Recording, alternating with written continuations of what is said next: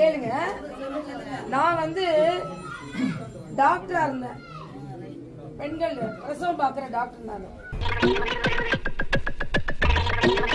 வரவில்லை. பிறகு எதை பற்றி இந்த தமிழரசி இங்கு பேச வந்திருப்பாள் என்று. எங்க அப்பா பெரிய அரசியல்வாதி, அவங்க காங்கிரஸ்ல இருக்காங்க, நான் பிஜேபில இருந்தேன்.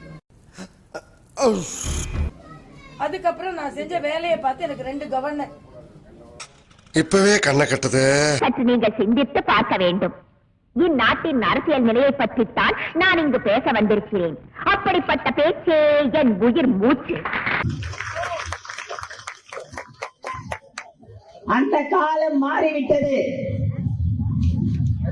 உங்களுடைய ஏமாற்றுத்தனத்தை, உங்களுடைய நயவஞ்சகத்தை, உங்களுடைய பொய் பித்தலாட்டங்களை எல்லாம் 2019 மக்கள் பார்த்து விட்டார்கள்.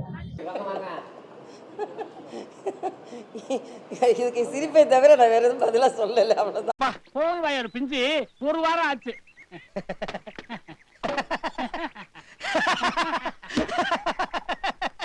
அரசியல்ல இதெல்லாம் சாதாரணமா